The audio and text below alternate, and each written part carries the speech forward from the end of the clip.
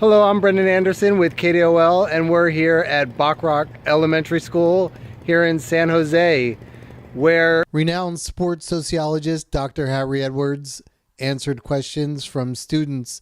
The San Francisco 49ers and Dr. Edwards were there to award teacher Miss Miranda-Pickney with their annual Follow Your Bliss award. So we have a very special guest who is here with us this morning that has some information and a lot to share with you. So with that, I'd like to introduce Dr. Harry Edwards. Let's say good morning, please. Good morning, Edwards. I'm breathless. Somebody asked me what was I going to say to you guys, and my response was that I wasn't going to say anything to you. I was going to sit and listen to what you have to say. And because I think that your voice, your messages, your concerns, your issues, the way you see things, are that's the most important thing that I could possibly deal with today. So there are some things that are going on that I know that you're aware of. The March Against Gun Violence, which is critically important. The Women's March, which is critically important. But I'm very much interested in what you have to say. So if somebody has some questions, if you want to, I would love to know what you're doing in your classes in terms of social issues and so forth. Anything like that would be absolutely invaluable. I would love to discuss it with you. So, does anybody have any questions? Do you have anything? Yes. I just wanted to ask you, I heard that you grew up in a family of 8. Yes. By 8, did you mean 8 siblings? Eight siblings. Yeah, there were 8 children, 2 parents, 8 children in East St. Louis, Illinois. Very, very difficult times, very difficult environment. But one of the things that I hope that people will learn by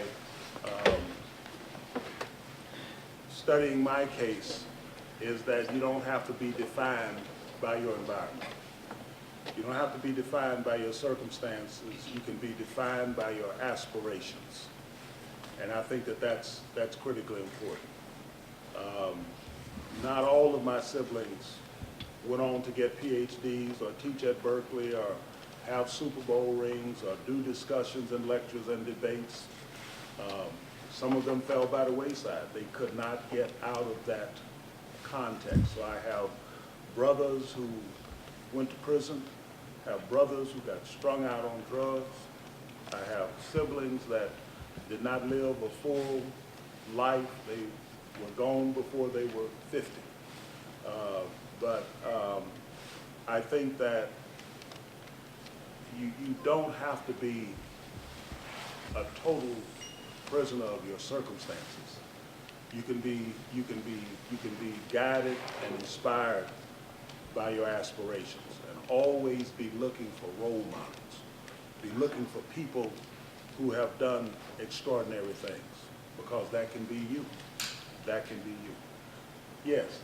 Why did you decide to put together the Black Power Salute? Why did I decide to? Put together the Black Power Salute. The question was, why did I decide to organize the Olympic Project for Human Rights and the Black Power demonstrations and so forth? We were living in extremely critical times, times that most people compare to today.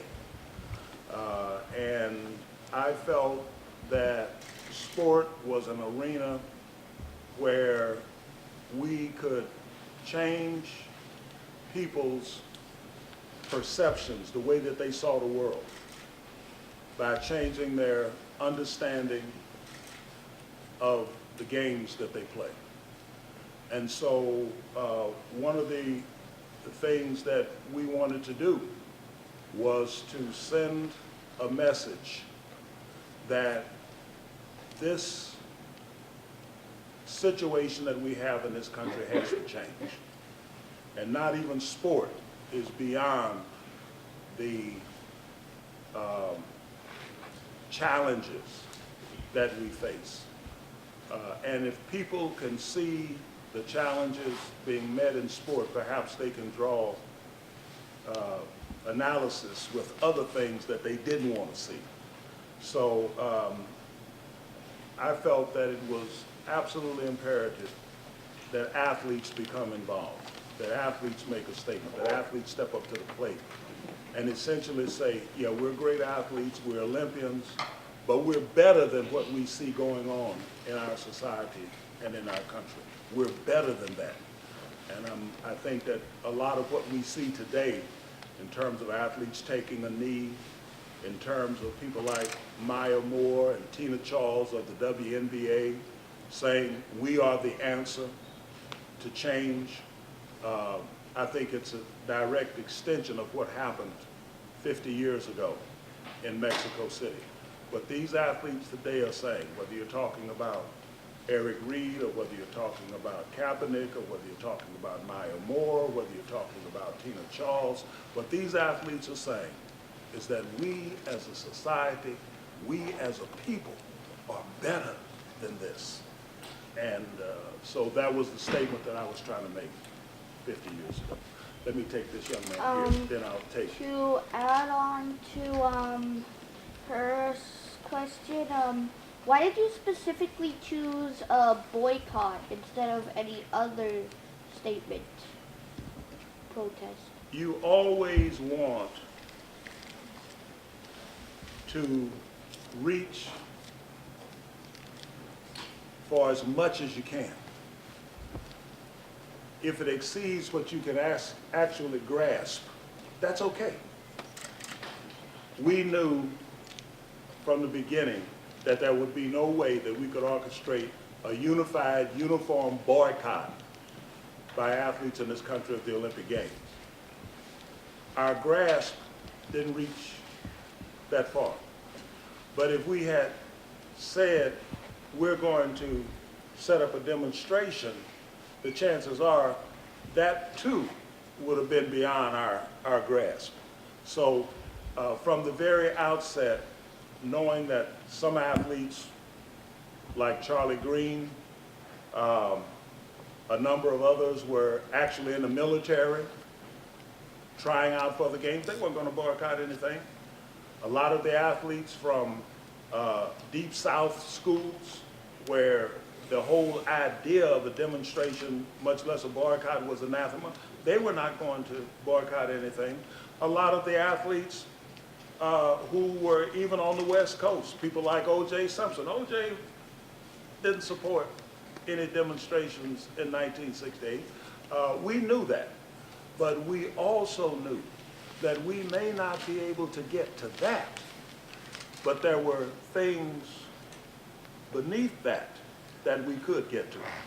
If our reach exceeds our grasp, that's okay.